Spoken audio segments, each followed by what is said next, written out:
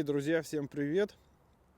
Сегодня мы снимаем для вас обзор на трактор МТЗ-82.3 и трактор МТЗ-82.1. Честно-то говоря, 82.1 совсем недавно был обзор на нашем канале с модификацией с заводским кондиционером. Это буквально 2 видео назад.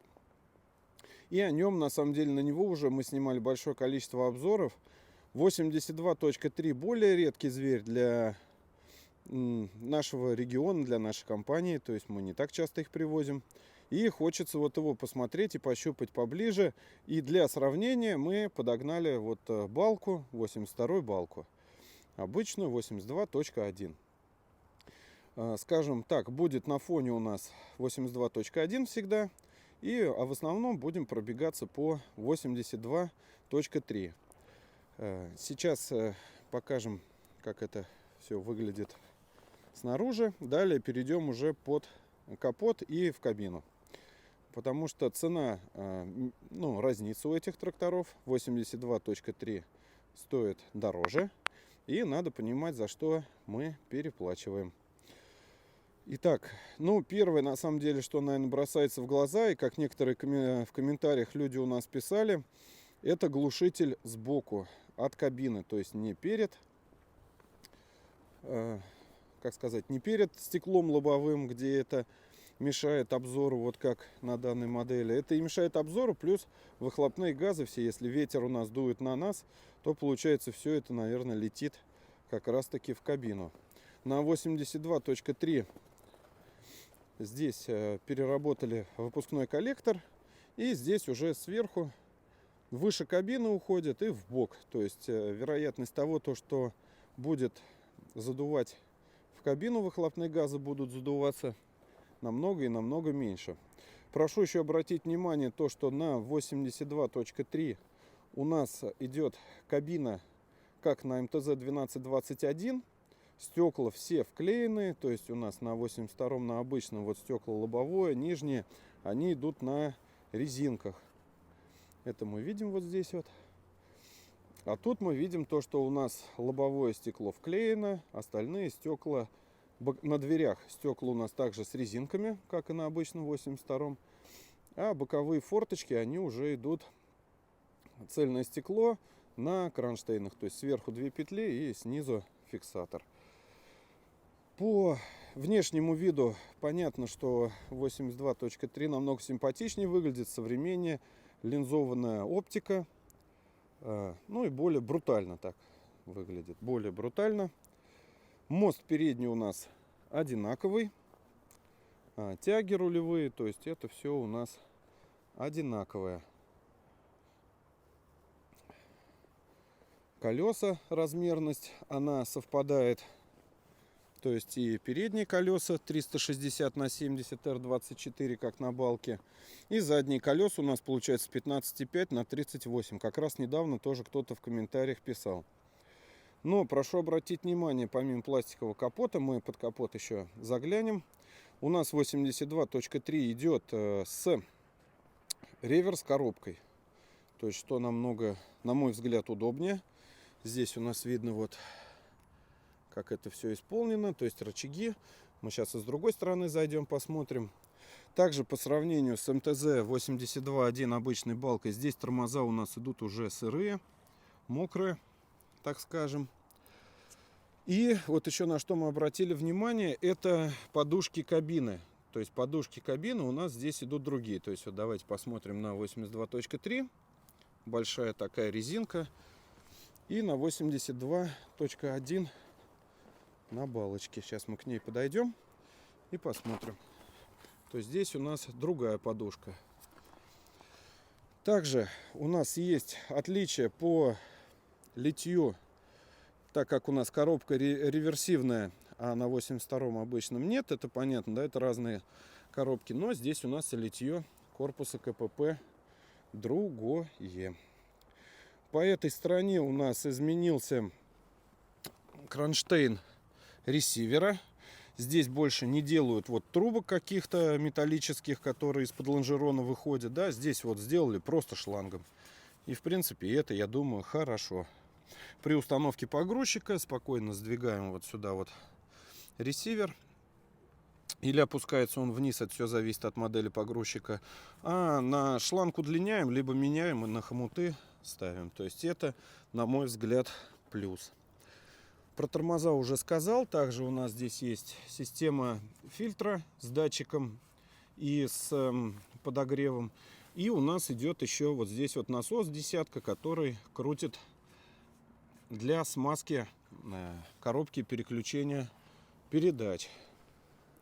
Также на 82.3 у нас получается идет фильтр масляный вот с теплообменником.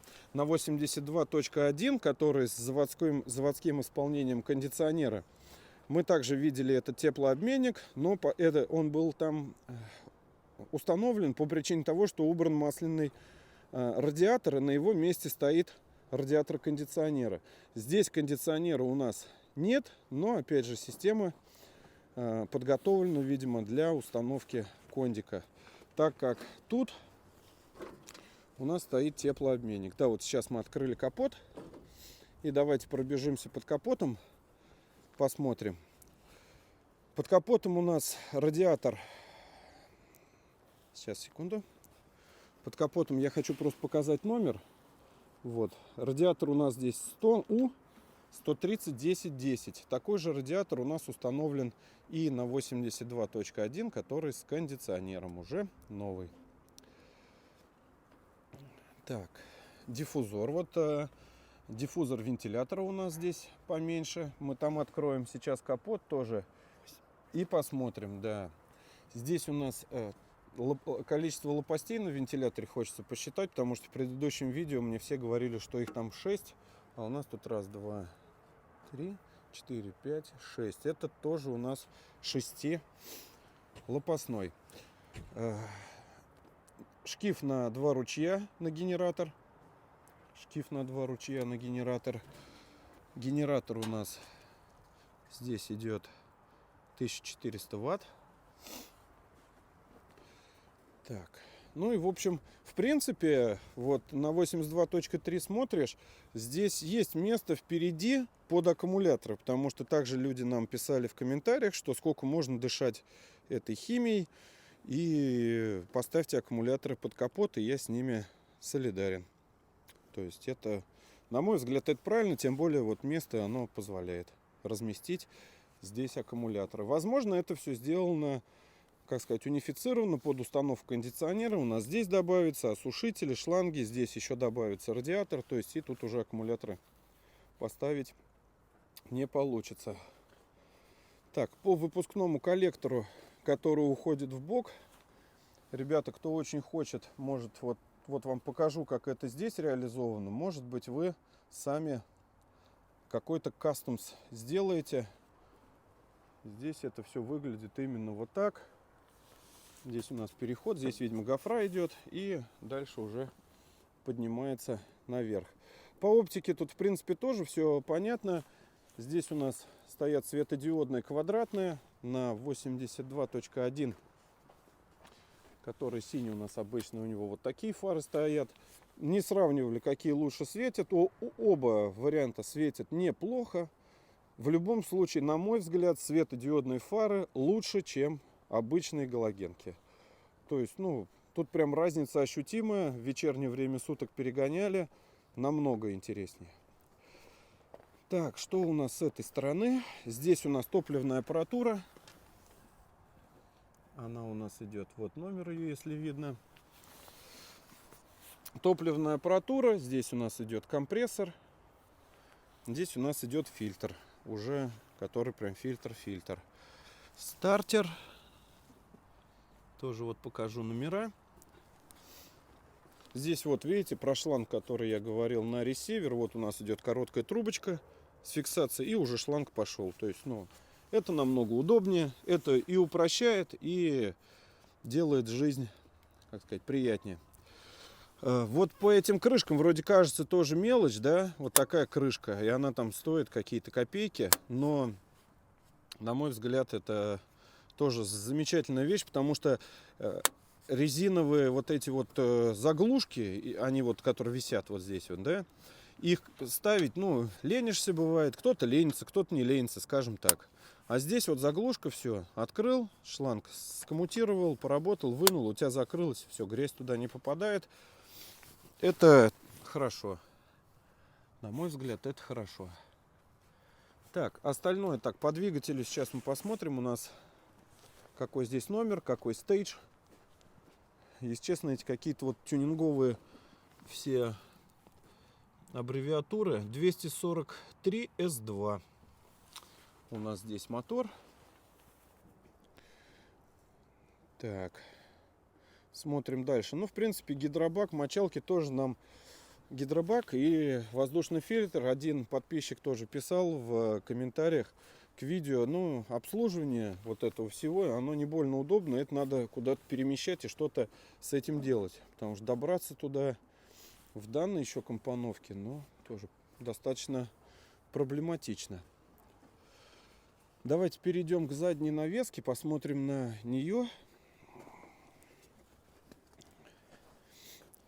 По задней навеске, наверное, вообще по задней части трактора, я считаю, что здесь таким самым большим и полезным нововведением является то, что здесь у нас привод ВОМа, он гидравлический. То есть там пакетный ВОМ стоит, пакетники, то есть как на 1523, 2022.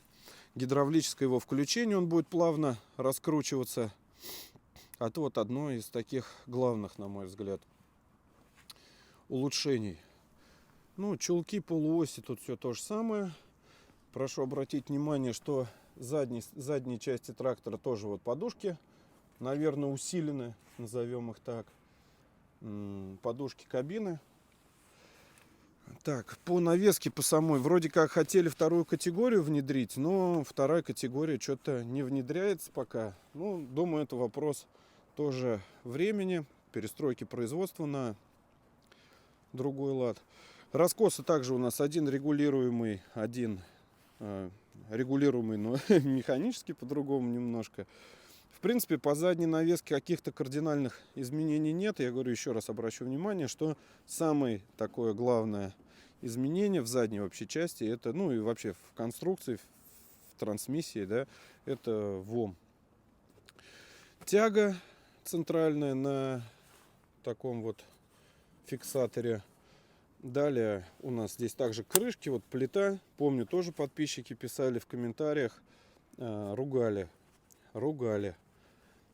за вот эту вот железяку, но, не знаю, на мой взгляд, неплохо, это улучшение. По доступу действительно важно и правильно перенести распределитель из-под кабины, из-под вот рулевого, да, там из-под торпеды, перенести его назад, это очень сильно облегчит жизнь, очень сильно облегчит. Вот это поддерживаю просто обеими руками. Надеюсь, это скоро внедрят. Также зрители наши писали, что на каких-то моделях это уже есть. Здесь у нас что, воздух. Здесь у нас шланги добавились, это на ВОМ. Для датчиков и для прочего. Вот на 82.3 уже идет сигнал заднего хода. Он мерзкий, противный. Но это важно, это требование к безопасности. Это важно. На 82.1, на вот соседи, такой темы нету. Ну, более внешне, больше каких-то вот визуальных изменений больше не, как сказать, ну, не обнаружено. Вот. Задние фонари у нас, кстати, такие же. Немножко в другом, только в крыле вот другую такую переходную штучку сделали и внедрили. По поводу пластик крылья пишите, ребят, комментарии. Крылья, капот, пластик, хорошо это или плохо. На мой взгляд, хорошо это гнить не будет. С другой стороны, это на морозе более ломучее становится. То есть чуть задел, железо-то погнулось, а здесь сразу будет трескаться, лопаться. Ну, не знаю, то есть спорно. Те, кто эксплуатирует, уважаемые наши зрители, напишите, поделитесь своими мнениями, нам это важно, мы все комментарии читаем, отвечаем, Вот, хочется конструктивы внести, общайтесь там еще в комментариях друг с другом. Это тоже полезно очень для общего развития и приобретения новых знаний. Так, ну это вот как раз таки герой наших предыдущих роликов. 82.1 с заводским кондиционером. На самом деле комментарии тоже почитали, очень много таких спорных моментов. Но посмотрим, как это себя покажет и зарекомендует. Вот помню прекрасно комментарий, что от помпы идет на генератор ремень, 2 ремня, и это плохо. Ну, разные люди вещи пишут, кому кто-то хотелось, чтобы капот открывался туда к кабине, но мне кажется, вот так вот удобнее. По продувке радиаторов, ну, быстро всегда можно снять вот эту пластмассину и там все продуть. Давайте здесь вот посмотрим. Ну, кабина, конечно, выглядит и внутри находиться приятнее 82.3. Но это лично мое мнение. Никого не хочу как-то задеть, там обидеть. То есть мне там приятнее находиться. Кому здесь, это ваше мнение. Я с ним спорить не собираюсь. Также у нас вот здесь вот теплообменник идет, но тут и диффузор вот этот вот, о котором мы говорили, вот он тоже у нас получается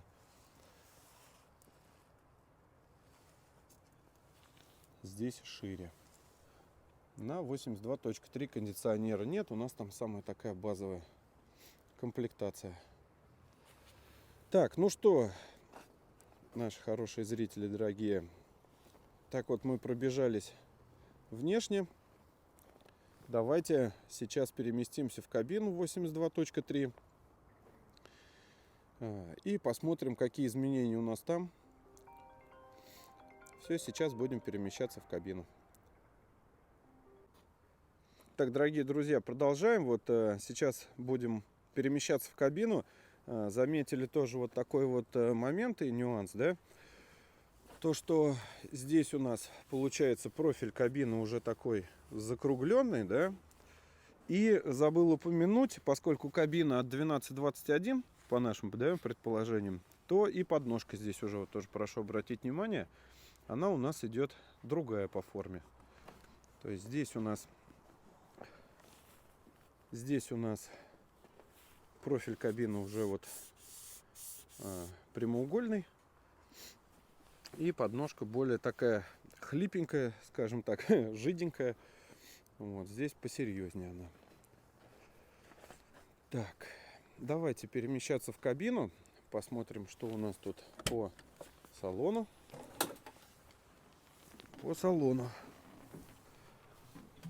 Как я уже до этого говорил, у нас здесь стоит реверс-редуктор. И это замечательно. То есть, на мой взгляд, это очень удобная опция. Коробка с синхронами. Также у нас повышен, ну, заяц-черепаха. И, в принципе, люди в комментариях, также наши зрители писали вполне такие разумные вещи, да, то есть, почему нельзя поставить вот рычаг реверс-редуктора вот сюда, под левую руку и спокойно работать левой рукой. Так, далее садимся на место оператора. По герметичности кабины у кого-то были вопросы по герметичности кабины. Ну вот, хочу сказать то, что здесь немножко вот видать. Здесь немножко видать.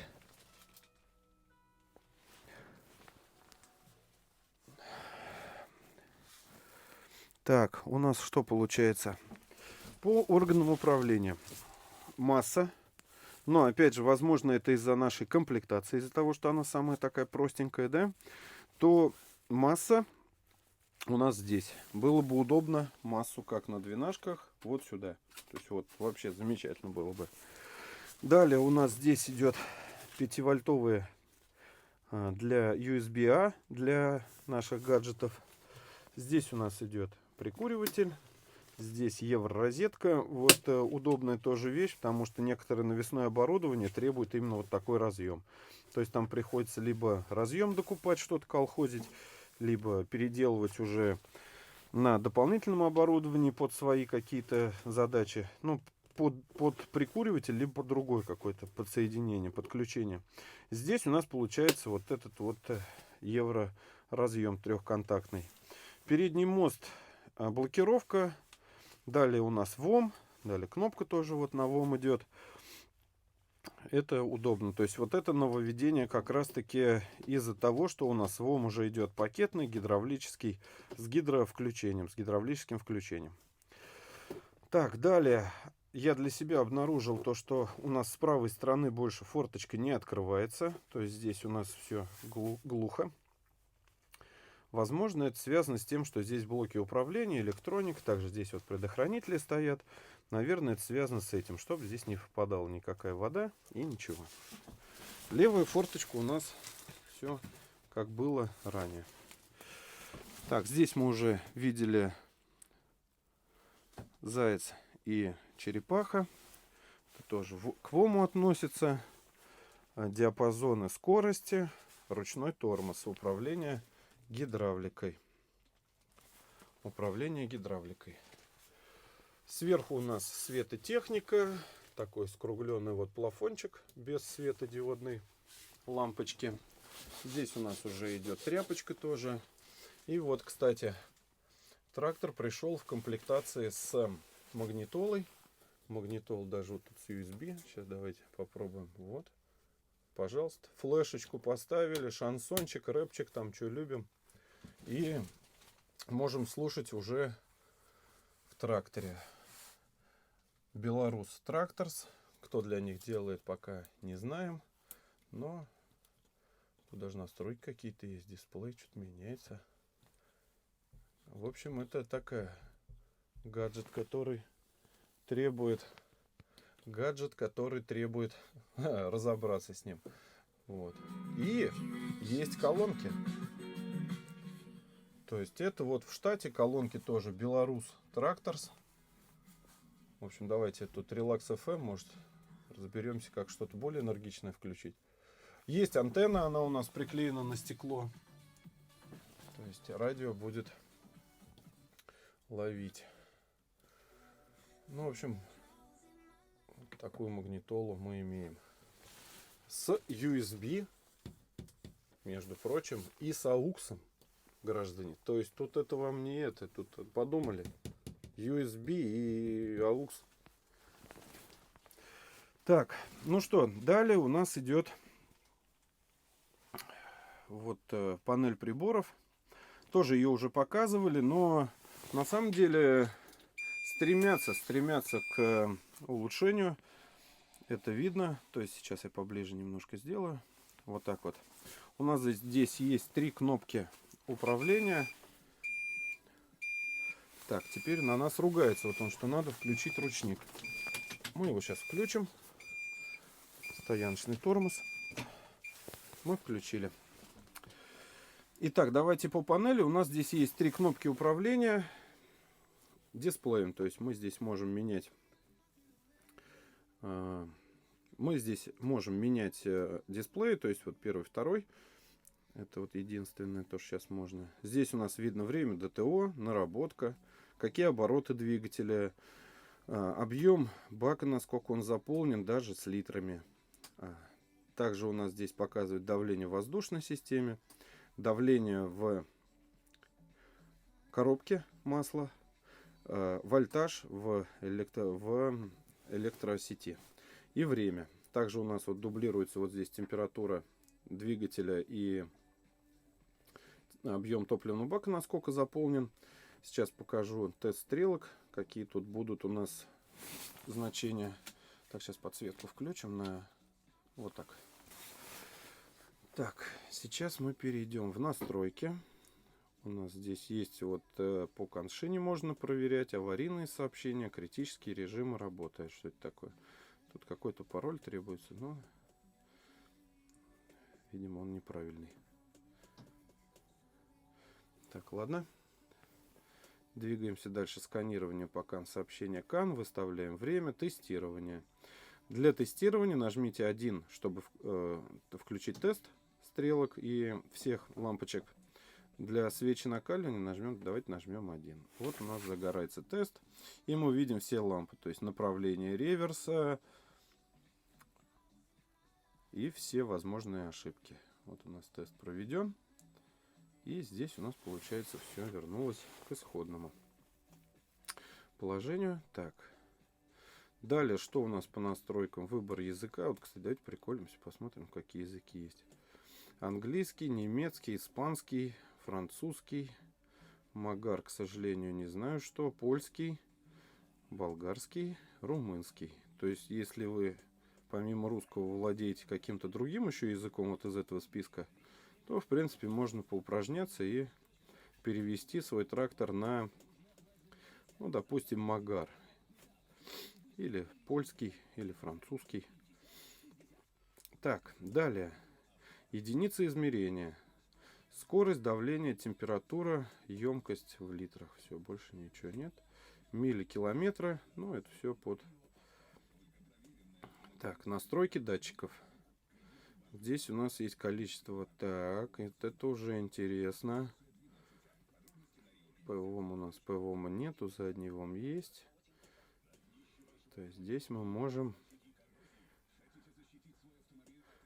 Так, емкость топливных баков. Ну, для корректного отображения и работы вообще дисплея. Так, интервал ТО. Вот, показывает до ТО нам 4998 часов. Об изделии. То есть, об изделии. Это именно об изделии, об панели. Лог. Лог это что? Это у нас, видимо, история того, как работал трактор. Ну, вот, собственно, и все. Так, неисправность пока. Ничего нет. Так, аварийные сообщения. Давайте посмотрим. Ай, блин, не ту кнопку нажал, извиняюсь. Так, аварийные сообщения. Тоже их нет. Вот. Вот рычаг управления реверсом. Действительно, его поменять бы. Вот сюда поставить реверс. И вообще замечательно. Вперед-назад. Здесь уже выбираем заяц или черепаха. Мы к нему не так часто обращаемся. На мой взгляд, намного удобнее. Даже вот в таком положении реверс намного удобнее. Так, ну что, давайте мы сейчас покинем кабину. Подведем какие-то итоги. И продолжим. Итак, дорогие друзья, ну вот наши два красавца. Во всей красе сегодня, конечно, больше внимания мы уделили более яркому, красному. Ну, про классика, скажем так, с левой стороны это классика, с правой стороны это все равно что-то новое, интересное. Каждому, в принципе, каждый сам решает, что покупать, что для него лучше. Даже, кстати, по цвету стекол кто-то писал в комментариях, что атермальные стекла, но на 82.3 мне кажется, стекла немного затемнены, потому что на 82.1 видно, вот сейчас приближу, прям вот оно прозрачное, а здесь уже подзатемненное. По светодиодным фонарям как раз хочется сказать то, что на 82-м вот прямоугольные фонари, они более направленные, светят вперед. То есть это сейчас, может быть, камера плохо передает, но вот я вижу глазом, да, то есть они более направленные. Квадратные фонари светодиодные на 82.1, они более рассеивающие. То есть это прям вот сейчас видно. И сейчас по цвету стекол тоже видно хорошо. Каждый сам выбирает, что ему будет лучше, удобнее. Но вот такой обзор получился на классику и на что-то новое и более современное. Так, давайте обойдем их прям по кругу. Со всех сторон посмотрим. Подведем итоги. Мое мнение, мне больше нравится 82.3. Более современный, более интересный. Вот.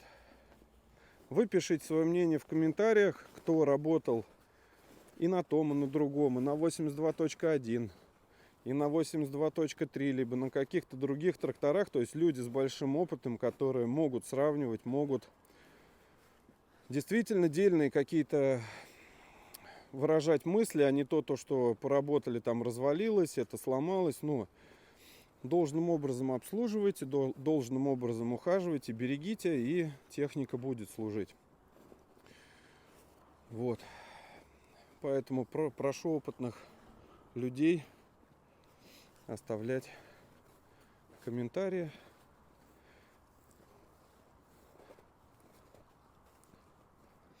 Вот такие вот у нас красавчики. Я на самом деле рад, что получилось снять такой обзор. Это информативно, это полезно. Надеюсь на вашу поддержку. Надеюсь на вашу поддержку данного видеоролика. Ну вот, дорогие друзья, подошел наш обзор к концу. Всем спасибо, кто посмотрел. Пишите комментарии. Делитесь этим видео, отправляйте друзьям, знакомым, кто в этой теме. Может быть, кто просто зашел посмотреть из-за того, что нравятся трактора, поделитесь тоже со своими друзьями.